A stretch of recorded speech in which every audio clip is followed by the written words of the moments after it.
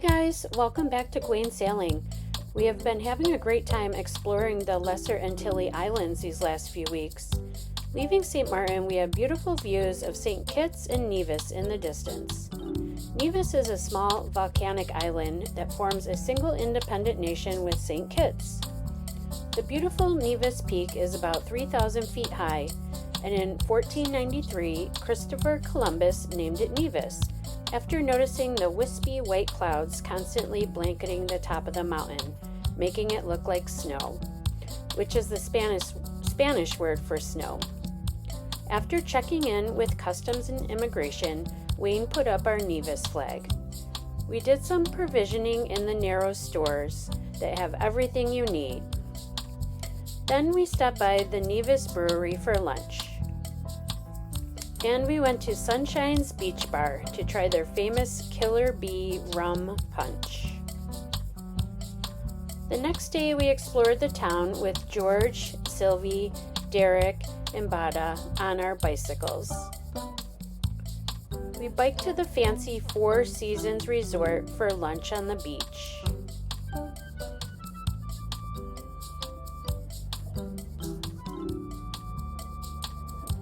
Then we rode our bikes to a hiking trail that led to a nearby lookout tower. The island of Nevis has a lot of monkeys, and if we stayed very still and quiet, we could see a group of about 20 to 30 monkeys crossing the path in front of us.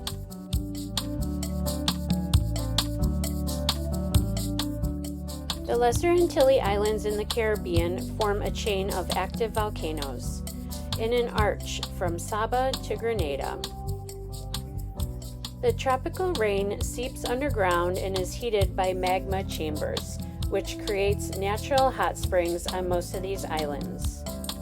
Even though it was June and 90% humidity, we soaked in the hot springs in town with the locals. We took a van tour of the island with our friends to learn more about the history and culture of Nevis. Along the drive, there were many sheep and goats grazing on the roadside. Our local guide stopped at a beautiful church on a hill overlooking the ocean. Then a tour guide showed us around an old sugarcane plantation. Then we all went to lunch at an amazing hotel up in the mountains. It was nestled with lush tropical gardens high up on the hillside and far away from the humidity. This small boutique resort is definitely on our list as a place to come back to.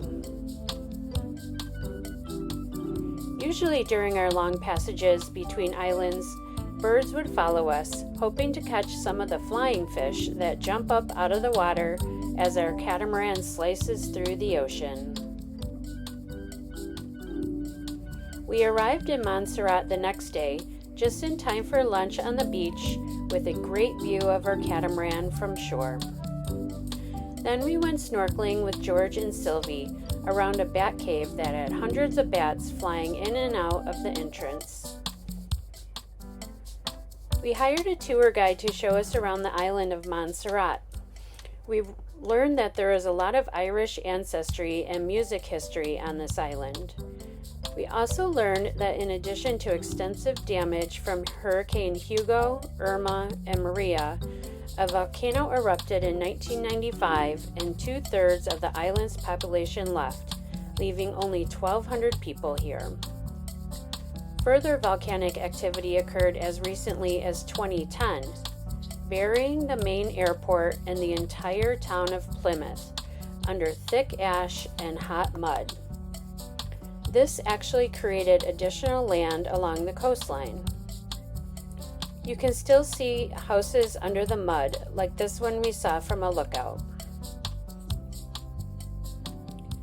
The Montserrat Volcano Observatory still monitors the area today, and visitors need special permission from them in order to go with an authorized guide into the secured exclusion zone. This zone was imposed due to the possibility of more activity since the volcano is still active and in the state of unrest.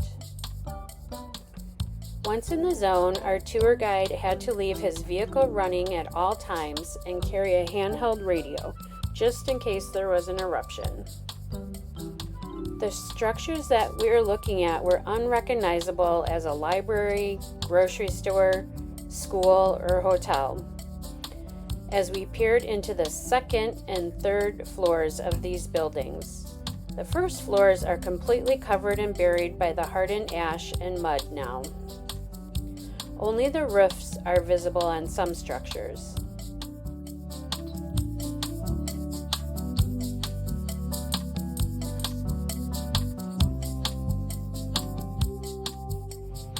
Our guide showed us pictures of what the town of Plymouth used to look like before the eruption, as a popular cruise ship port town less than 20 years ago. Gwayne took some amazing drone video from up above, but it doesn't show how deep the mud and ash really is on the ground. There are no stoplights or ATMs on this island, but there are always plenty of chickens, cats, and even donkeys everywhere we went.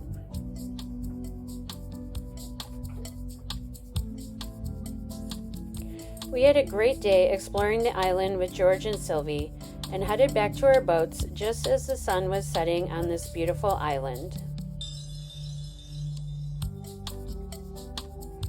Our next stop was in Guadeloupe, which is a country owned by the French. The languages here are French and Creole, and the euro is used for currency. Christopher Columbus also visited this island. This island was absolutely beautiful, and we were surprised that no one we know has ever visited this country. The island is huge and has many nature hikes, waterfalls, and tropical gardens. We visited the cool Memorial ACT Museum. It houses historical exhibits about Caribbean island slave trade, mixed with contemporary art installations. We enjoyed a traditional lunch after the museum and then went shopping at the large Carrefour grocery store. It's as big as a super Target or a super Walmart with amazing French meats, cheeses, and even a crepe making machine. The grocery store is located inside of a shopping mall, complete with shoe, jewelry, and chocolate stores. Back at the anchorage in Duchesse, we checked out the colorful buildings and murals, and also a friendly local farmers market. The bay even came complete with a rainbow and a friendly, playful dolphin who hung around our boat, putting on a great show for us.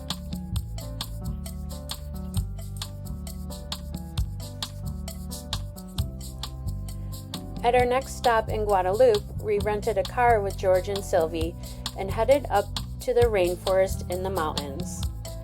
We stopped to check out the warm mineral bath and then hiked through the jungle to a couple of incredible waterfalls. Some of the trails in the rainforest were pretty rugged, with thick mud, fallen trees, and large boulders and roots in the path.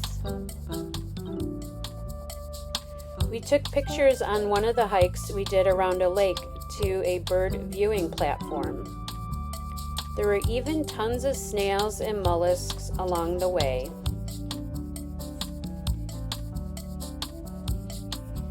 Our next hike was down a steep hill along a small stream that was strewn with large boulders before we finally came to an emerald pool. This cold water natural pool was being fed by the rainwater coming down from the mountains.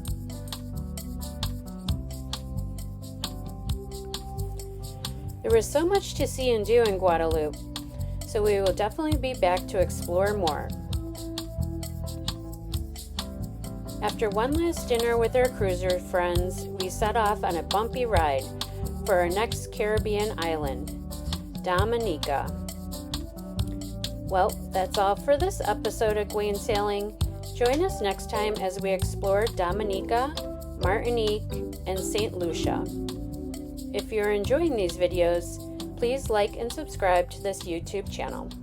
Thanks for watching. Bye guys!